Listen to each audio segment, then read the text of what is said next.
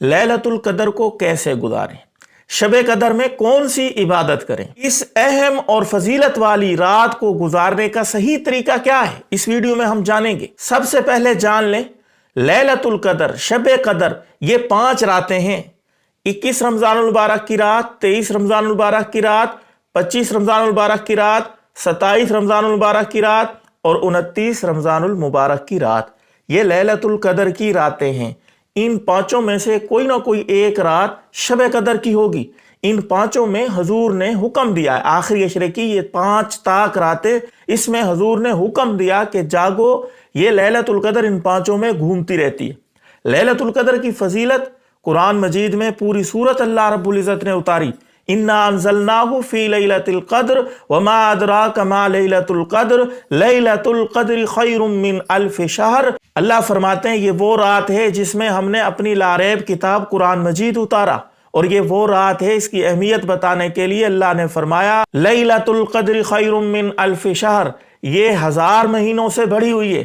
اب 1000 مہینے کا حساب لگائیں، 83 سال 4 مہینے بنتے ہیں 1000 مہینے کا، اور اللہ کہتے ہیں 1000 مہینوں سے بھی بڑی ہوئی ہے۔ اب اللہ ہی جانتا ہے وہ کتنے سال بنتے ہیں۔ دوسری اہم بات، ان راتوں کو آپ مغرب سے شمار کریں، یہ نہیں کہ عشاء کی نماز پڑھ کے، تراویح پڑھ کے پھر یہ رات شروع ہوتی ہے۔ عام طور پہ نوجوان شاید یہی سمجھتے ہیں، اس لیے وہ نماز تراویح کے بعد عبادات کا شیڈول بنا رہے ہوتے ہیں، حالانکہ ایسا نہیں ہے۔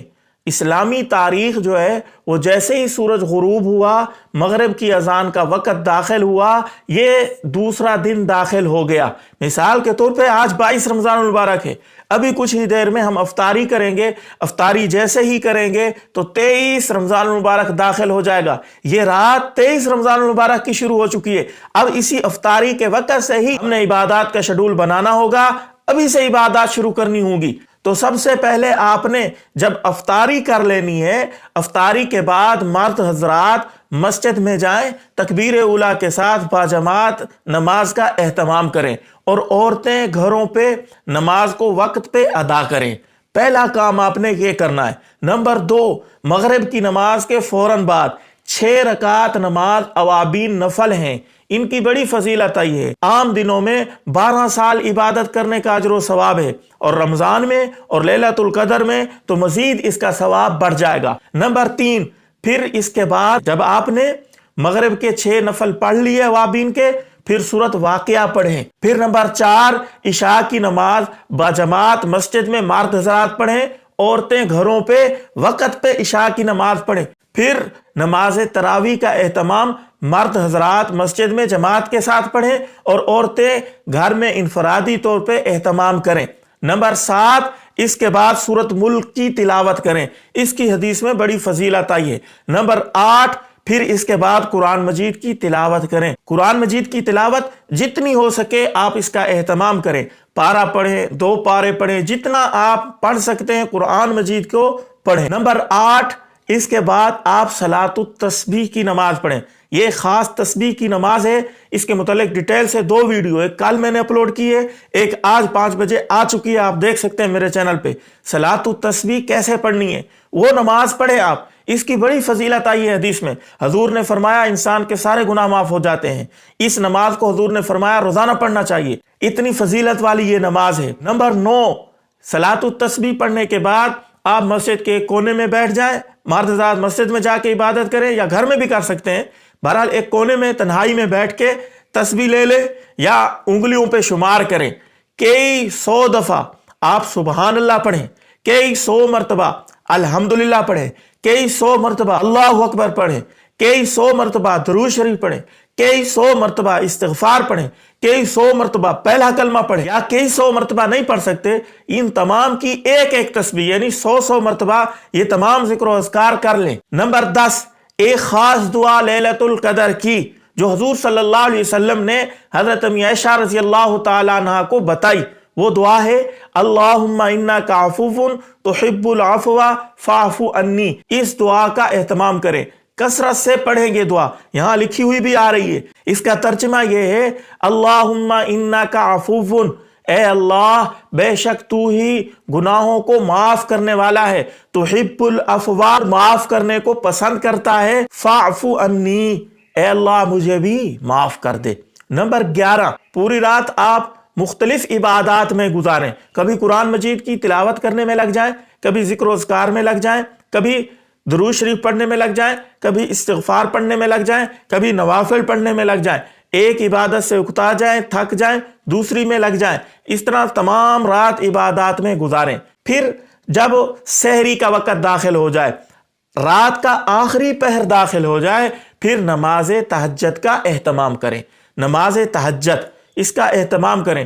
کم از کم اس کی 2 رکعتیں ہیں، زیادہ سے زیادہ 12 رکعتیں ہیں۔ حضور کریم صلی اللہ علیہ وسلم عام دنوں میں 8 رکعتیں پڑھا کرتے تھے، یعنی ترتیب حضور کی اکثر 8 رکعتوں کی تھی، تو آپ کو بھی چاہیے کہ 8 رکعتیں نماز تہجد کی پڑھیں۔ پھر تہجد کے بعد اللہ سے رو کے گڑ گڑا کے، رونا آتا ہے تو رو کے، نہیں آتا تو رونے کی شکل بنا کے اللہ سے اپنے لیے، پوری انسانیت کے لیے خیر کی بھلائی کی دعائیں کریں۔ پھر سحری کا وقت ختم ہونے سے پہلے پہلے خوب اچھے طریقے سے سیراب ہو کے سحری کھا لیں۔ اس سحری کے کھانے کو رسول اللہ صلی اللہ علیہ وسلم نے برکت کا کھانا فرمایا ہے کہ یہ برکت کا کھانا ہے، یہ خوب سیر ہو کے آپ کھائیں۔ پھر نمبر 14 جو عبادت آپ نے کرنی ہے، وہ صبح کی نماز مردوں نے جماعت کے ساتھ مسجد میں جا کے تکبیر اولیٰ کے ساتھ پڑھنی ہے۔ تکبیر اولیٰ ویسے بھی قضا نہیں ہونی چاہیے، لیکن رمضان کے دنوں میں لیلۃ القدر میں خصوصیت کے ساتھ اہتمام کرنا ہے۔ اور میں دوستو، ایک حدیث پاک میں آتا ہے،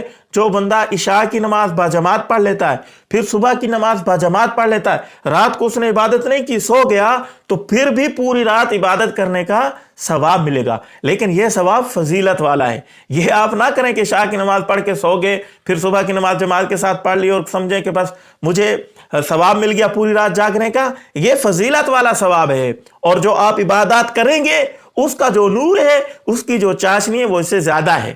اور 15ویں عبادت اس رات میں ضرور کرنی ہے، وہ ہے مالی صدقہ۔ کسی کو صدقہ دیں، پیسہ دیں، کسی کو کھانا کھلائیں، کسی کو کوئی نہ کوئی چیز کھلا دیں یا نقدی پیسے دے دیں، مالی صدقہ بھی اس رات میں ضرور کریں۔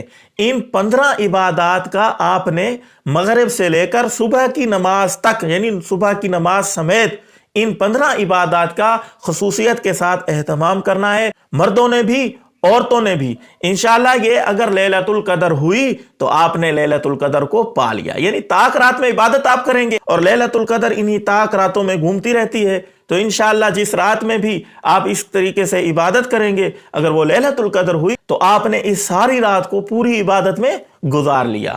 آخر میں ایک ضروری گزارش، بعض ہمارے جوان، بعض ہمارے مسلمان بہن بھائی یہ سمجھتے ہیں کہ اس عبادت والی رات میں جاگنا ضروری ہے، حالانکہ محض جاگنا نہیں ہے، جاگ کر عبادت کرنا ضروری ہے۔ اس لیے کئی سارے جوانوں کو آپ نے دیکھا ہوگا، رات کو جاگ رہے ہوتے ہیں، گپ شپ کی محفل ہو رہی ہوتی ہے، یا ادھر ادھر گھوم رہے ہوتے ہیں موٹر سائیکلوں پہ، یا مسجد کا بار بار چکر لگا رہے ہوتے ہیں، کبھی مسجد، کبھی گھر، کبھی اس مسجد میں، کبھی اس مسجد میں، کبھی ان دوستوں کے پاس بیٹھ رہے ہیں، کبھی ان دوستوں کے پاس بیٹھ رہے ہیں، اور سمجھ رہے ہیں کہ ہم عبادات میں گزار رہے ہیں یہ وقت۔ یہ عبادت نہیں ہے۔ آپ نے قیام میں، قرآن مجید پڑھنے میں، تسبیح میں، نمازوں کا اہتمام کرنے میں یہ رات گزارنی ہے۔ دوسری ایک اہم گزارش، اس رات میں بعض مساجد میں بیان کا اہتمام ہوتا ہے، مولوی صاحب بیان کرتے ہیں، لوگ مجمع سنتا ہے۔ بیان کرنا، بیان سننا اچھی بات ہے، دین کی بات ہے، لیکن ہمارے حضرات علماء، خصوصاً مفتی تقی عثمانی دامت برکاتہم فرماتے ہیں کہ اس رات میں بیانات میں وقت نہ گزاریں،